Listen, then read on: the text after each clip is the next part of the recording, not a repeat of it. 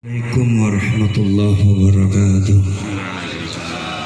Bismillahirrahmanirrahim. Hamdan wa syukran lillah wa salatan wa salaman ala sayyidina Rasulillah Muhammadin ibn Abdillah wa ala alihi wa ashabihi wa man tabi'a hudahu wa wala. La hawla wa la quwwata illa billah. Rabbi shrah li sadri wa yassir li amri wahlul 'uqdatam min lisani yafqahu qawli wa ba'd.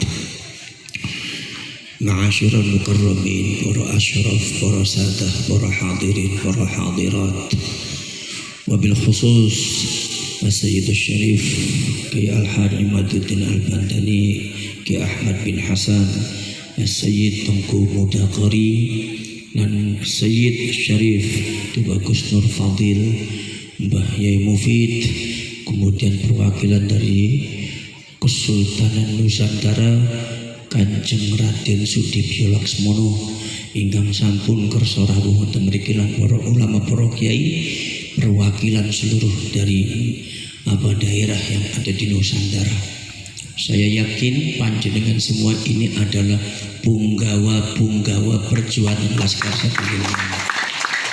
Jadi ini kiai ini walaupun jumlahnya segini, tapi beliau ini di tempat di daerahnya punya ribuan pengikut. Ini adalah semuanya ulama kiai, dan saya yakin sampian-sampian itu masih ada terah Wali Songo.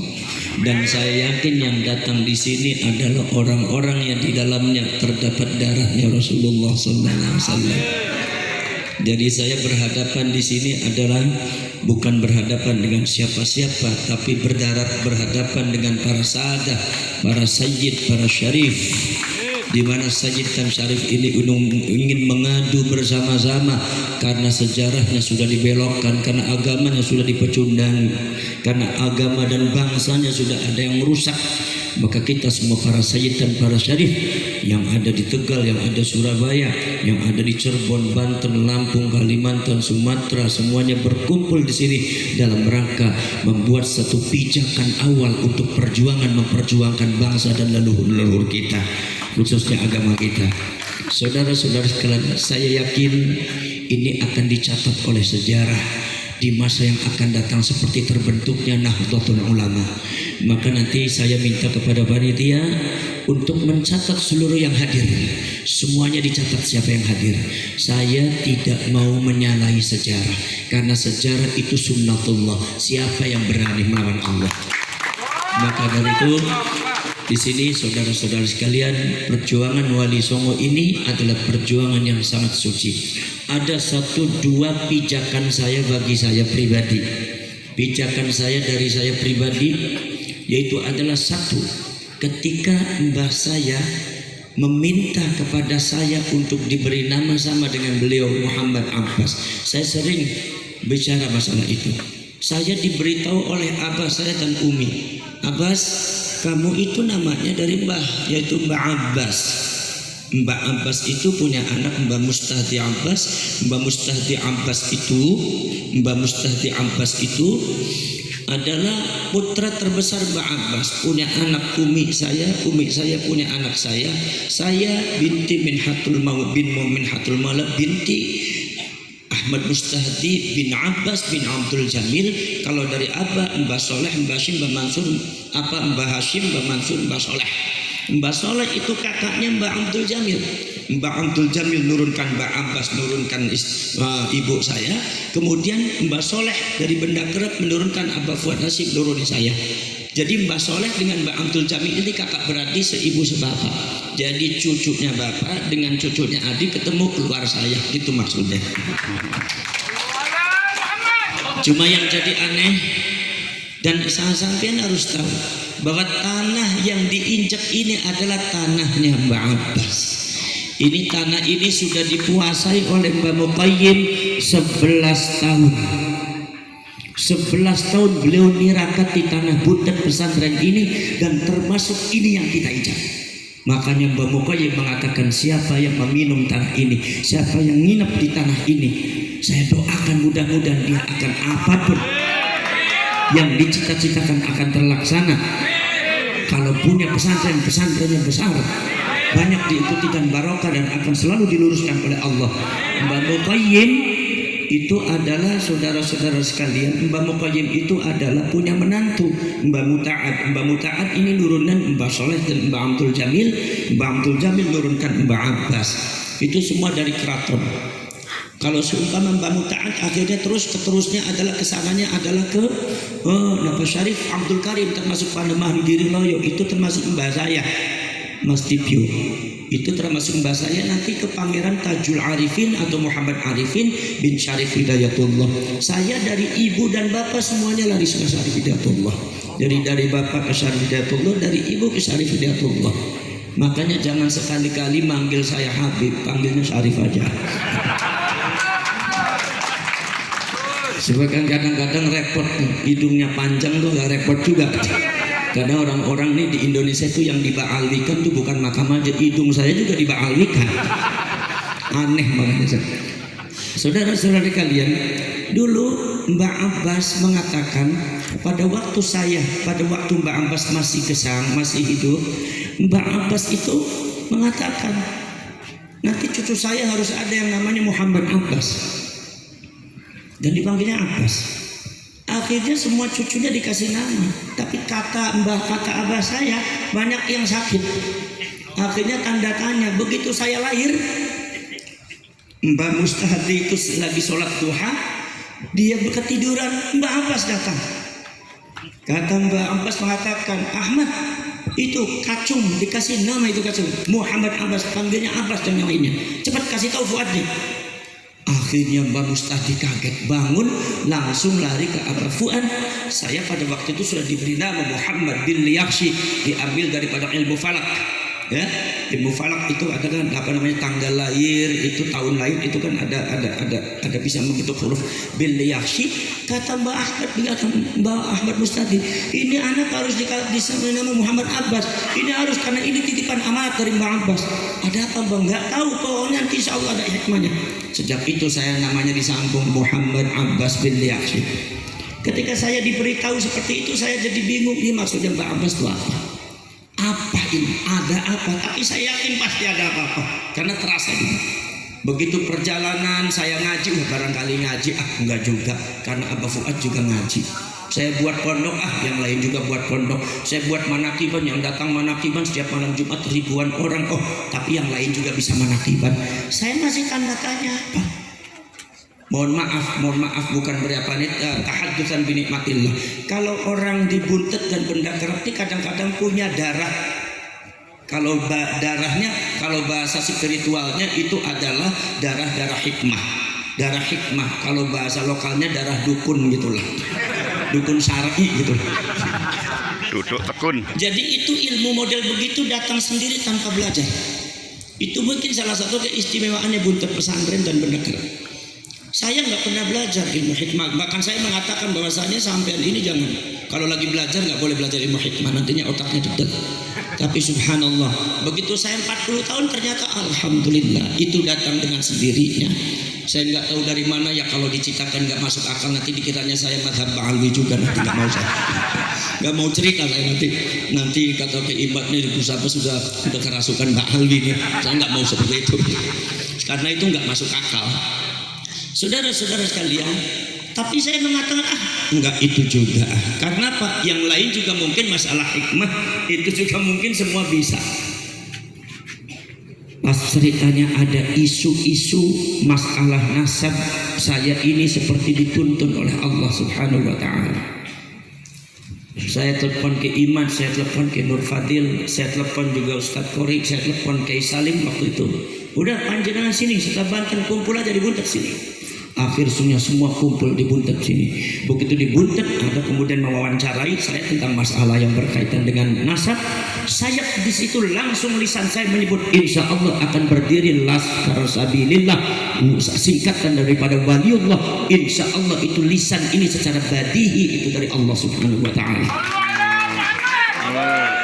Begitu ada masalah kasus pemalsuan makam, masalah Ba'alwi mencuat, Kemudian ada para ulama, para kiai merapat kepada saya, ingin saya ada di depan.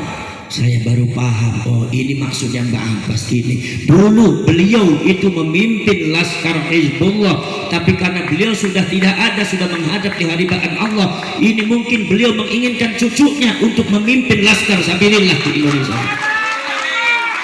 Maka akhirnya saya terima, saya pijakannya kuat. Saya bilang dengan catatan, pegang kebenaran. Siapapun di antara anda yang megang kebatilan, kepentingan pribadi masing-masing, saya yakin akan dijauhkan oleh Allah Subhanahu wa Ta'ala.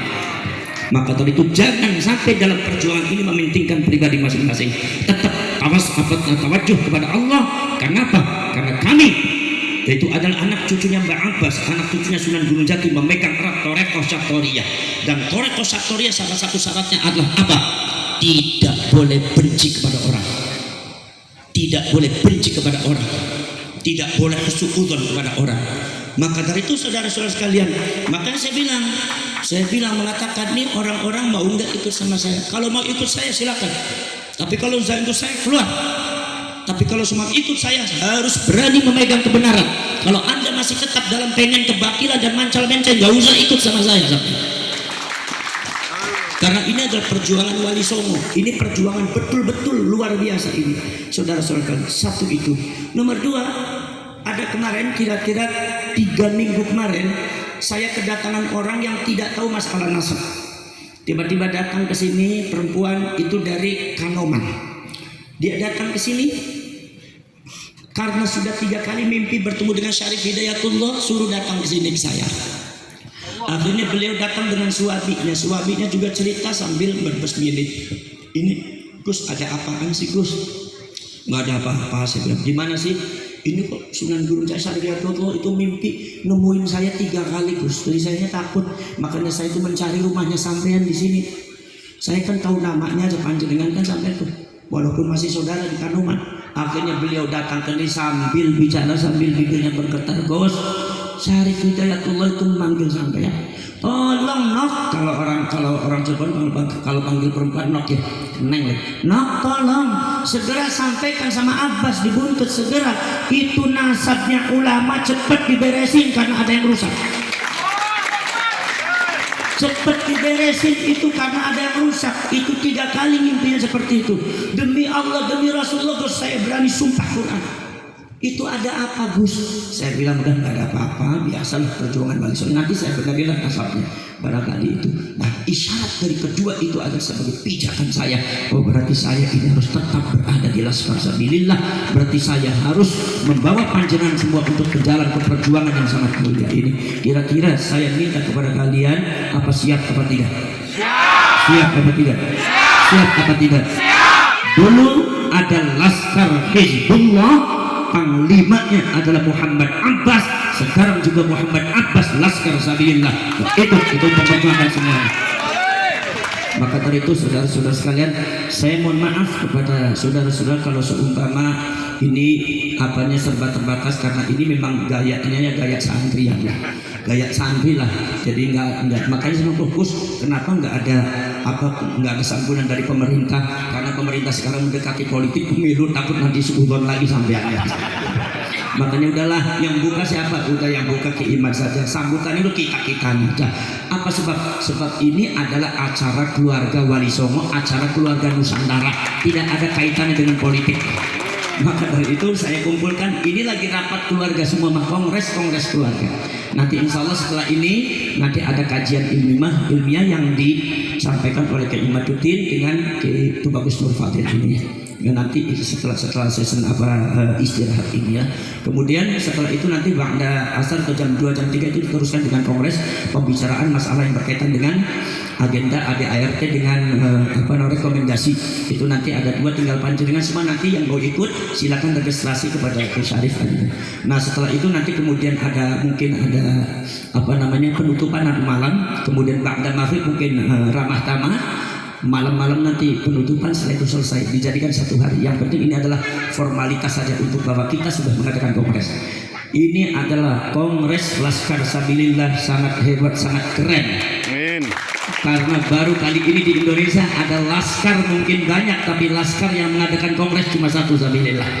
Alhamdulillah. Alhamdulillah. Maka dari itu saudara, kalau sebetulnya dalam perjuangan ini jangan memiliki rasa takut, la takhaf wa la tahzan. Siapapun yang kebatilan, siapapun orangnya, kita lawan semuanya. Jangan ada rasa takut. Kalau anda yang masih gamang, anda yang masih memiliki rasa takut untuk perjuangan ini, anda duduk manis di rumah, gak usah ikut perjuangan, mengganggu perjuangan lagi anda. Ngeribuh, ngerebet kata orang Cirebon. Siapa masih siap? Alhamdulillah. Nanti insya Allah, kalau seandainya nanti Allah menghendaki, saya punya cita-cita 1 tahun 2 tahun ini di Indonesia harus memiliki anggota laskar minimal 1 juta orang, termasuk ini yang ada di Jabodetabek nih. Itu kerjaan berat, harus yang banyak itu laskarnya. Kenapa?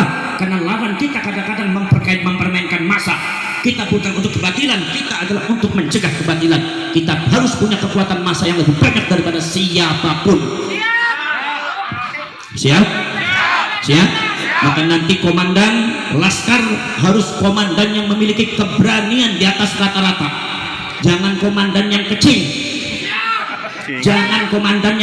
Kalau andanya kecil, maka di belakangnya kecil semua, penakut semua. Jadi komandan yang tegas, komandan yang pinter, di atasnya sesepuh yang alim, para punggawanya, para kiai, para sepuh, para ajengan, para pangersa, para ulama besar nanti akan saya minta untuk menjadi penasehatnya. Jadi anda itu akan dinaungi oleh ulama besar, termasuk Mbak Yai Mufid ini. Mudah-mudahan semua Allah menghendaki meridhoi kita semua. Amin ya rabbal alamin. Wassalamualaikum warahmatullahi wabarakatuh.